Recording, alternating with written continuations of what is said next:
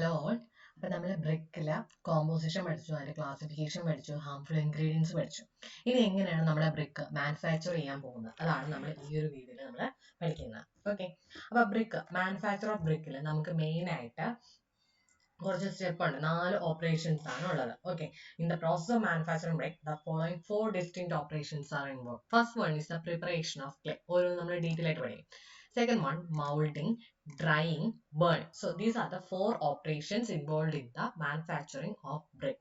Okay, അപ്പൊ നമ്മൾ first ഇത് നോക്കുവാണ്, പ്രിപ്പറേഷൻ ഓഫ് ക്ലേ എന്താണെന്നാണ് നോക്കുന്നത്. അപ്പൊ ഈ പ്രിപ്പറേഷൻ ഓഫ് ക്ലേയിലും നമുക്ക് എന്തുണ്ട്, കുറച്ച് സ്റ്റെപ്സ് ഉണ്ട്. ഫസ്റ്റ് വൺ എന്ന് പറയുന്നത് unsoiling, then digging, cleaning, weathering, blending, tempering.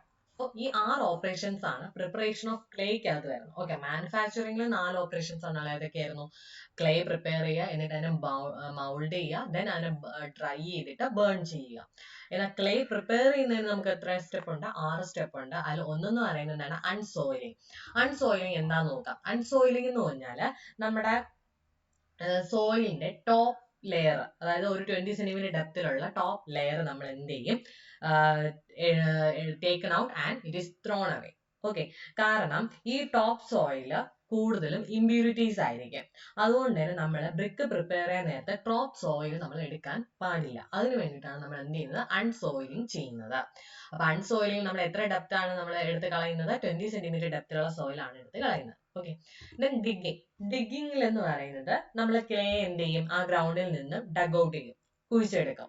എന്നിട്ട് അതിന് നമ്മൾ ഒരു പ്രോപ്പർ ഒരു ലെവൽ ഗ്രൗണ്ടിൽ നമ്മൾ സ്പ്രെഡ് ചെയ്തിട്ട് അതിന് നമ്മൾ എന്താണ് ഒരു ഹീപ്പ് മാതിരി, അതായത് ഒരു കൂന കൂട്ടിയിട്ടെന്ന് പറയത്തില്ലേ, അതേപോലെ ഇടും. ഓക്കെ, ആ ഹൈറ്റ് ഓഫ് ഹീപ്പ് എന്ന് പറയുന്നതാണ് 60 സെന്റിമീറ്റർ ടു 120 സെന്റിമീറ്റർ ഇവിടെ പറഞ്ഞിരുന്നത്. ഓക്കെ, അപ്പൊ നമ്മൾ ആദ്യം എന്ത് ചെയ്യും?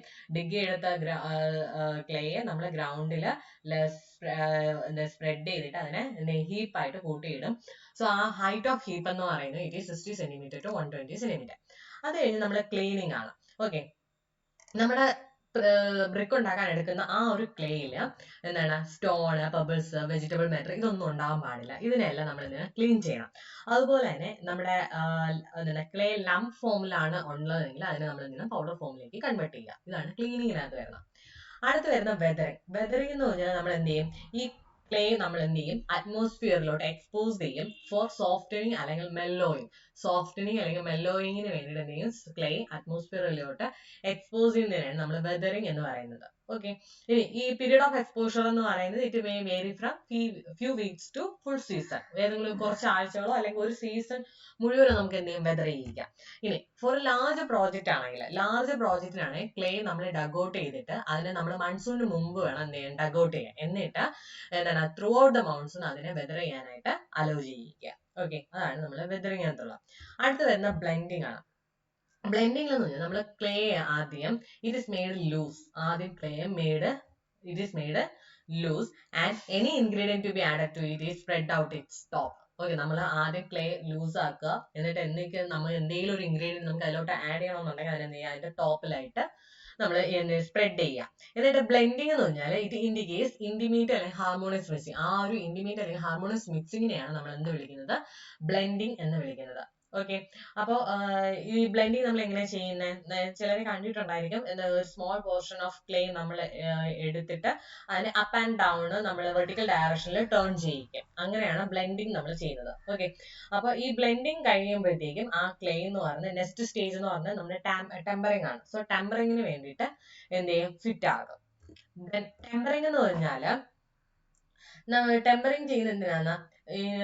Clay is brought to a proper degree of hardness and it is made fit for the next operation of molding. ആ ക്ലേ എന്ത് ചെയ്യും? ഒരു പ്രോപ്പർ ഡിഗ്രി ഓഫ് ഹാർഡ്നെസ്സിന്, ഒരു ക്ലേ ബ്രിക്ക് ഉണ്ടാക്കുന്നതിന് ഒരു ഹാർഡ്നെസ് ഉണ്ട് അല്ലെ ക്ലേക്ക്.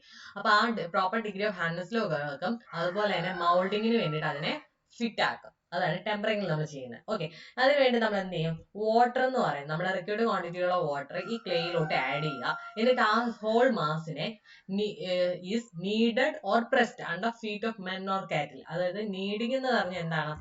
നീഡിങ് എന്ന് പറഞ്ഞാൽ ഈ ക്ലേ വാട്ടറുമായിട്ട് മിക്സ് ചെയ്യുന്നതിനാണ് നീഡിങ് എന്ന് പറയുന്നത്. ഓക്കെ, അപ്പൊ അതിനെ ഒന്നുകിൽ നമ്മൾ നീഡിങ് ചെയ്യാം അല്ലെങ്കിൽ പഗിങ് ചെയ്യാം. ഓക്കെ, പഗിങ് എന്താന്ന് നമ്മൾ പഠിക്കും. ഓക്കെ, അപ്പൊ നമ്മൾ ടെമ്പറിങ് ചെയ്യുന്നത് എന്താണ്, ഒരു ക്ലേയുടെ ഒരു ഹോമോജിനസ് മാസ് നമുക്ക് കിട്ടാനാണ്, യൂണിഫോം ക്യാരക്ടർ ഉള്ള ഒരു ഹോമോജിനസ് മാസ് ഓഫ് ക്ലേ നമുക്ക് ഒബ്റ്റെയിൻ ചെയ്യാനാണ് നമ്മൾ ടെമ്പറിങ് ചെയ്യുന്നത്.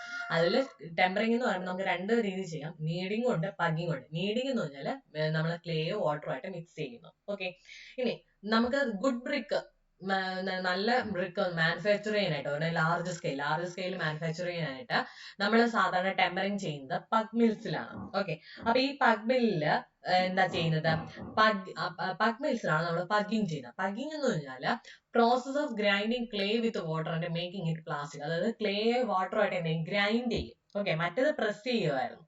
ഇവിടെ നീഡിങ് എന്ന് പറഞ്ഞാൽ mixing of clay with water under the feet of കാറ്റിൽ ഓർ മെൻ എന്നാ പറഞ്ഞത്, പ്രസ് ചെയ്യുന്നത്.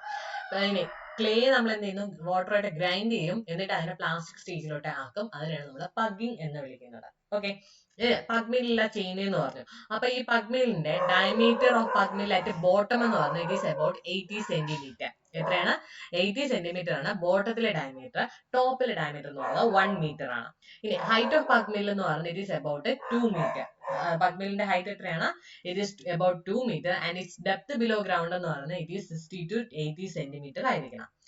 ഇനി ടെമ്പറിങ് എന്ന് പറഞ്ഞാൽ നമ്മൾ പ്രോപ്പർ ആയിട്ട് ക്യാരി ഔട്ട് ചെയ്തോ ഇല്ലയോ എന്നൊക്കെ നമുക്ക് എങ്ങനെ അറിയാൻ പറ്റും? നമ്മൾ ആ ബ്രിക്ക് എർത്തിനെ നമ്മൾ റോൾ ചെയ്യുക. ഓക്കെ, 3 mm ഡയമീറ്റർ ഉള്ള ത്രെഡ് ആയിട്ട് റോൾ ചെയ്യുക. അപ്പോഴത്തേക്ക് അത് വിത്തൗട്ട് ബ്രേക്കിംഗ് നമുക്കത് കിട്ടുവാണെങ്കിൽ ഗുഡ് ബ്രിക്ക് എർത്ത് ആണെന്ന് നമുക്ക് പറയാം. ടെമ്പറിങ് നന്നായിട്ട് നടന്നിട്ടുണ്ടെന്ന് നമുക്ക് പറയാം. ഓക്കെ, അപ്പൊ നമ്മൾ ഇപ്പൊ പറഞ്ഞത് എന്തായിരുന്നു? നമ്മുടെ പ്രിപ്പറേഷൻ ഓഫ് ക്ലേ എന്നുള്ള ഒരു ഓപ്പറേഷൻ, മാനുഫാക്ചർ ഓഫ് മിൽക്കിലെ first operation preparation of clay ആണ് പറഞ്ഞത്. ഇനി അടുത്ത് വരുന്നത് മൗൾഡിംഗ് ആണ്. ഓക്കെ, അത് നമുക്ക് അടുത്ത ക്ലാസ്സിൽ നോക്കാം.